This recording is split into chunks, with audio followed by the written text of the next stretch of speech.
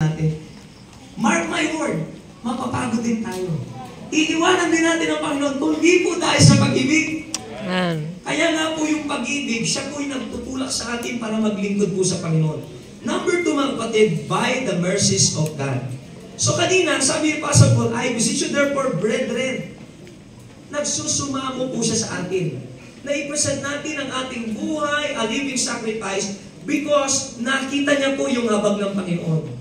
Sa oras po ito, gusto ko pong ipakita sa inyo, mga kapatid, yung cause for this plea ni Apostle Paul, mga kapatid, is because of the mercies of God. Ibig sabihin po, ang kalakasan na gusto niyang paghuhugutan natin doon sa salitang alipid sacrifice is God's mercies. Di ba sabi na, I beseech you therefore, brethren, by the mercies of God. Now, what is something doon sa habag ng Diyos? Amen? Anong something doon sa habag po ng Diyos?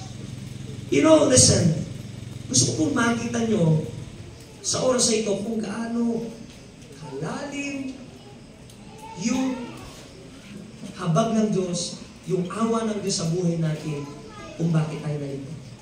Eh, di ba? Sino po rito ang beneficiaries ng kamatayan ni Kristo? You know for sure, alam mo sarili mo, I know I have been well in Christ. Lord, alam ko, tinanggap kita, beneficiaries ka ni Kristo. Alam niyo po ba, bago nakarating si Kristo sa puso mo, ang dami ng pinagdaanan.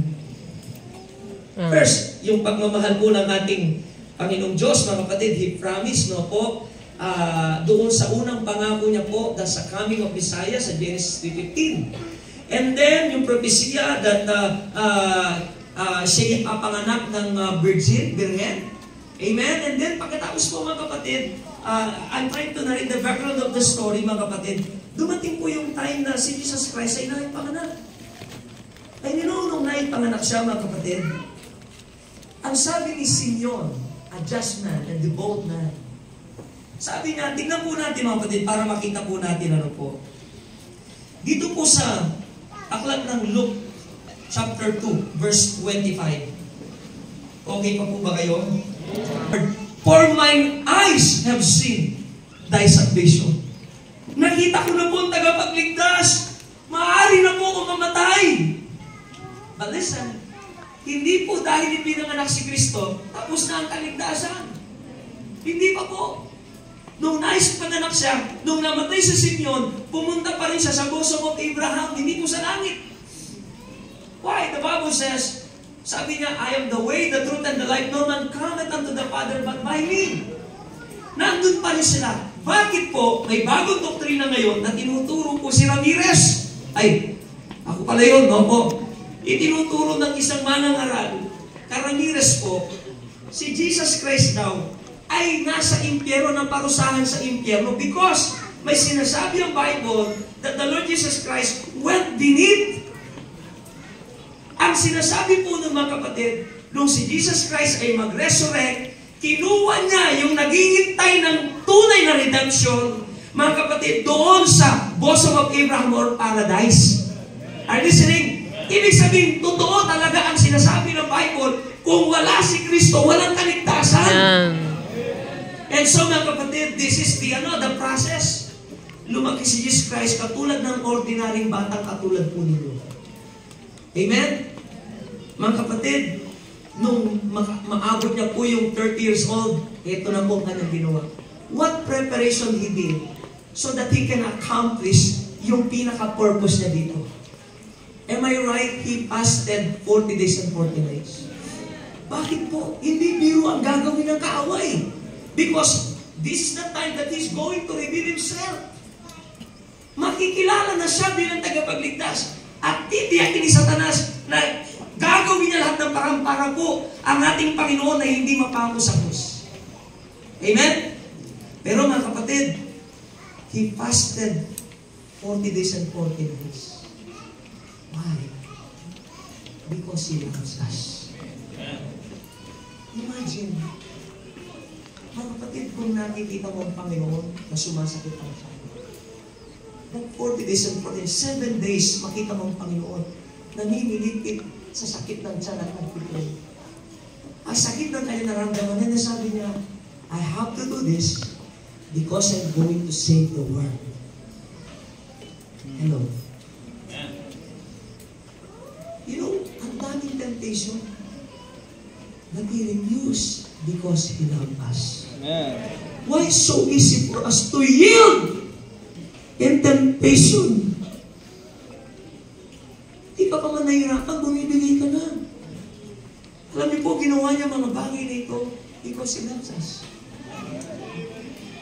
Alam niyo mga kapatid, pagkatapos po noon, kung babasahin natin ang mga talata, He fasted, He prayed. Let me narrate the background of the story. Maalala niyo. Alam niyo po, sabi niya Panginoon, my soul is exceeding sorrowful. Because alam niya, pagdadaanan, nakakaramdam din po ng takot si Kristo. Hello? Nakakaramdam po ng takot si Kristo. If you disagree with me, basahin po natin yung mga panalangin niya. Alam niya yung hirap na pagdadaanan niya. Mga kapatid, listen, sige po, tingnan natin. Luke chapter 22, verse 40 to 44.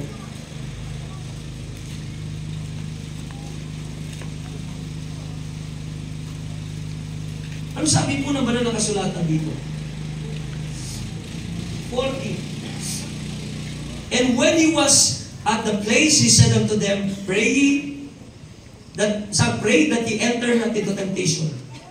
And He was withdrawn from them about a stone's cast, kneeled down and prayed, saying, look at this, Father, if Thou be willing, remove this cup from me. Is that cup? Cup of suffering. Parang ganito po, i-replace natin. Panginoon, kung maaaring hindi na ako maghirap at mamatay, sana wag na ako. Pero gayon pa man, hindi po yung nais ko, kundi yung nais mo. Amen? Now listen to this, 43. And there appeared an angel unto him from heaven, strengthening him. Ano sabi strengthening him? Nung nagpipray ang Panginoon, mga kapatid, nandun ang mga angels, strengthening him. Panginoon, kaya niyo po yan. Binibigyan siya ng kalakasan, mga kapatid. In verse 44, and being in an agony. You know what is agony? Deep pain. Agony. Prayed more earnestly, and his sweat was as it were great drops of blood falling down to the ground. You know, pero kung nakakita na kayo, kung aware kayo doon sa mga movie, may mga palabas po, mga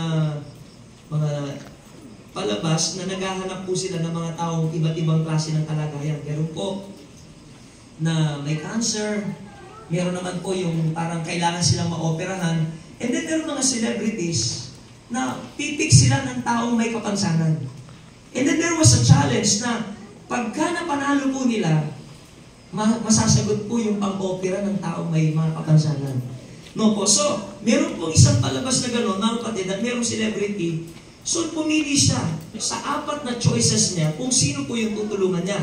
Ibig sabihin po, siya po ang makikipaglaban, siya po yung haharap sa challenge. Pagka nanalo siya, sagot yung pangpa-hospital at pera na kailangan ng kanyang mapipili. Because, they are, sila yung mga taong, unfortunate, yung parang walang kakayanan. No po, so, pumipili po sila.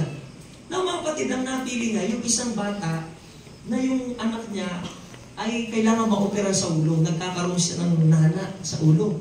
So, kailangan ma-opera kasi po, baka daw ma-infect yung utak niya, mamamatay. So, ang ginawa po, pinili po sila, hirap po sila, sabi niya, okay, kailangan mo may panalo itong challenge nito, no po? Napakahirap na challenge, very challenging, nakakapagod, very physical.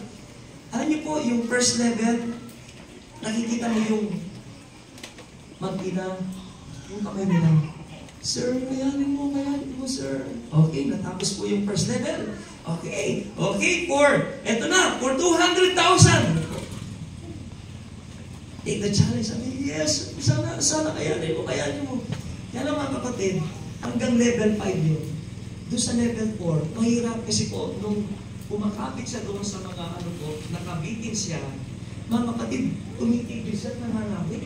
So sa kalahati pa lang mga kapatid, habang nakahawak siya gano'n, humihinga siya. Alam po yung mag-ina, sabi niya, huwag po kayong bibitaw. Sana tapusin niyo, mga kapatid. Umapit pa siya ng dalawa. And finally, lumingon siya sa maginaang. Sabi niya, hindi ko na kaya ang buhay. At bumitaw siya. Alam niyo po, mga kapatid, mula sa gabi na hinuli si Jesus Christ, pwede siyang mag-refuse. If you just know na dapat talagang mamatay si Kristo para sa kaligtasan natin, mga kapatid, from that night na isinuko ng Diyos ang kanyang buhay, ang sabi natin, Lord, please, tapusin niyo po yung cross. Huwag po kayong susuko. So, dinala sa trial court, mga kapatid. Are you listening? Tapukan niyo po. Dinala siya sa trial court. Piniringan ng kanyang mata. At nagsimulang batukan. Pak! Amen? Duraan. Mga kapatid, yung time na rin ng Panginoon, pwede magbagong isip niya, nasasaktan siya eh. Are you listening? Pero mga kapatid, kagihinto ang Diyos doon, wala tayong kaligtasan. Kasi you're watching, mga kapatid, sabi nyo, Lord, sana, huwag po kayong bibigay, Panginoon. Tiisin niyo po, Panginoong Diyos. Listen, tumubarin na po ang kanyang lipunan, mga kapatid. Hahagupitan ng Panginoon. Remember, he prayed, let this cup pass from me. Nung gabi na sihuhulihin, sabi ni Peter, nakipaglaban, sabi niya, Peter, ibalik mo yung tabak sa kanyang kinalalagyan because kaya kong ipagtanggol ang aking sarili. Am I right? I can call yung 12 legions of angels. Every legion, 7,000 yata, but I'm mistaken. Ang dami po nun. Legions of angels para protektahan ako, pero pusa ko itong binibigay. Imagine niyo po, mga kapatid, nung hahagupitin ng Panginoon Diyos, look at this, ha? Yung metal, are you listening? Hindi po ordinaryong latigo, mga kapatid. Para silang hook. Pag namimingoy ka ng isda, may mga talim po yan. Sumasabit talaga sa laman. Yung nga, ma-aksidente ka sa pamimimit ng isda, sakit eh, paano tatanggalin yun eh. Pero yun, intentional, pag pinalo na gano'n, mga kapatid, hindi ka agad malalaglag po yung galamay po nun. Kasi lahat po yun, nakakapit sa kanyang laman. So listen, yung unang bantak nun, pag hinatak na, sama po ang laman nun. Mga kapatid, ang Panginoon sa Kristo, nagre-react din po siya. Now try to imagine, every time, mga kapatid, sabi, Lord, huwag kang bibitaw, tiisin mo lahat ng Panginoon.